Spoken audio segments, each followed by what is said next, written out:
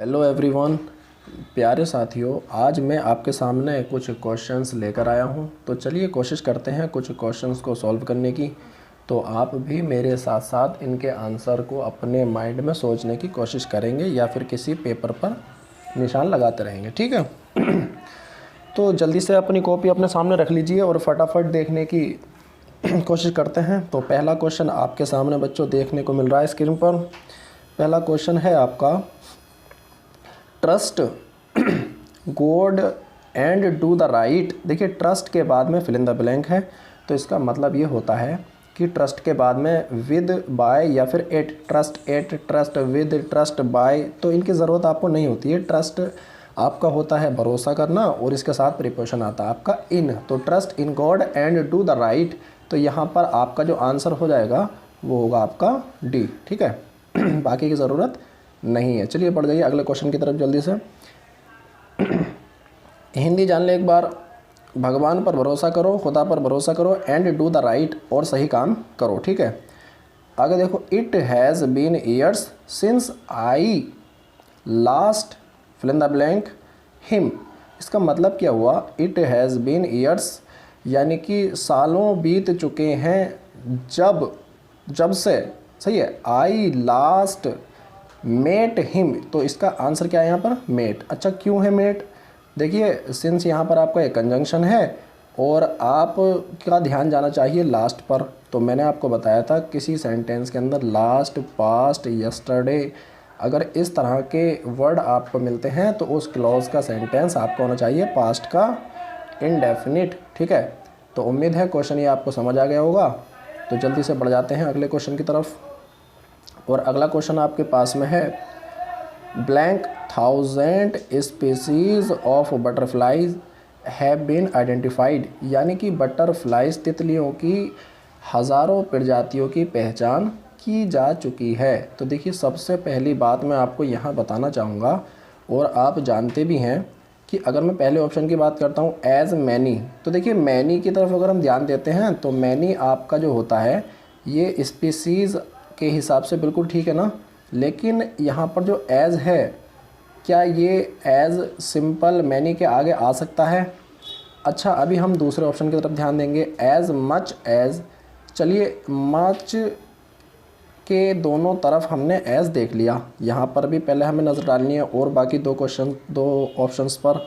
तो देखिए ज़रा, मच एज और एज मैनी एज, तो यहाँ पर ध्यान रखेंगे आप, मच जिस ऑप्शन के अंदर आपको दिया गया है तो वो स्पीसीज़ आपका जो है वो आपका काउंटेबल नाउन है और प्लूरल है। क्या है? प्लूरल है और काउंटेबल नाउन है।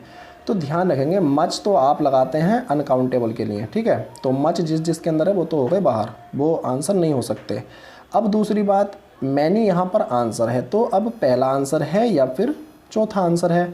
तो ध्यान रखें, हमने आपको बताया था कि एज के बीच में, सही है, एज और एज के बीच में पॉजिटिव डिग्री का एडजेक्टिव होना चाहिए, और मैनी आपको क्या है? एडजेक्टिव है, ठीक है। तो पॉजिटिव डिग्री में है या नहीं? जी हाँ, पॉजिटिव डिग्री में है। तो फिर ध्यान रखेंगे कि अगर इस एडजेक्टिव से पहले एज है तो इसके बाद में भी एज होना चाहिए। तो देखो, ऐसा ऑप्शन किसके अंदर दिखाई दे रहा है? 4 के अंदर, ठीक है। तो यहाँ पर आपका आंसर क्या हो जाएगा बच्चों? ओनली 4 हो जाएगा। चलिए, समझ आ गया होगा। अगले क्वेश्चन की तरफ बढ़ते हैं तेज़ी से।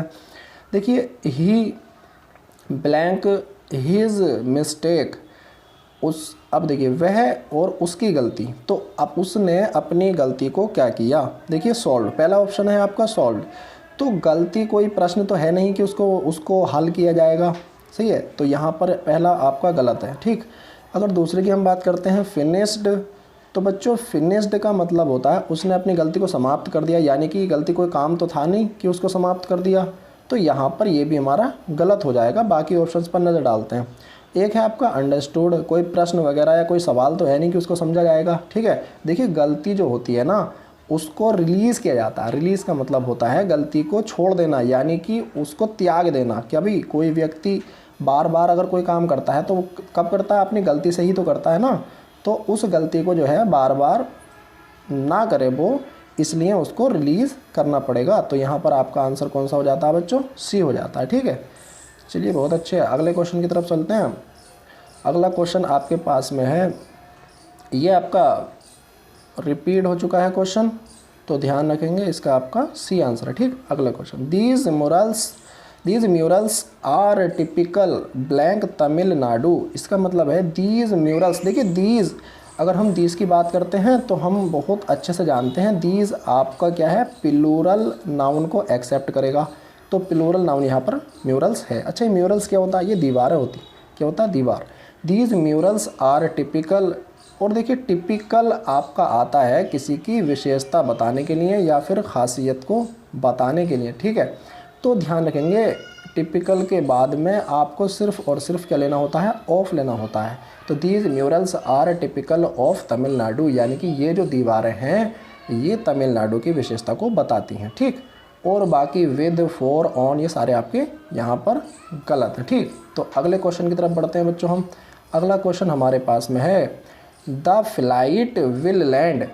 फ्लाइट जो है वो उतरेगी 6 दिस इवनिंग, यानी कि इस शाम 6 बजे फ्लाइट उतरेगी। तो यहाँ पर ध्यान देंगे आप बच्चों, पहला ऑप्शन जो है आपका ऑन, और दूसरा सी है आपका अपॉन, एक है आपका एट, एक है आपका इन। तो देखिए अगर ऑन है आपका, तो ऑन यहाँ पर उतरने के लिए क्यों नहीं लगा सकते हम, देखिए ऑन हम लगा सकते थे, पहला ऑप्शन आपका हो सकता था जब उतरने का कोई प्लेस आगे दिया होता, यानी कि कहाँ पर उतरेगी, जैसे कि ग्राउंड है आपका या फिर कोई फ्लैट प्लेस है। ठीक है, अगर वो प्लेस यहाँ पर 6 की जगह पर वो प्लेस दिया होता जहाँ पर फ्लाइट उतरने वाली है, सही है, तो हम ऑन या अपॉन का यूज़ कर सकते थे। अब इनका काम ख़त्म दोनों का। आगे देखो, आगे क्या है, इन। तो देखिए इन आपका तब आता है जब कोई एक वस्तु या चीज़ किसी ऐसी चीज़ के अंदर होती है जो कम से कम 3 तरफ से घिरी होती है। ठीक है, जैसे आपका चेयर, बेड, ये वगैरह, ये इनके लिए क्या आ सकता है, इन आ सकता है। ठीक, तो ध्यान रखेंगे यहाँ पर इन भी आपका ख़त्म, तो फिर आपका बचा कौन सा, जी हाँ 8 बचा। और 8 क्यों बचा, क्योंकि हम जानते हैं फिक्स टाइम के लिए हम लेते हैं 8। ठीक है, अगले क्वेश्चन की तरफ बढ़ जाइए तेज़ी से। अगला क्वेश्चन है आपके पास, द एक्यूज्ड वॉज, एक्यूज्ड होता है दोषी, the accused was blank as the counsel could not produce a witness.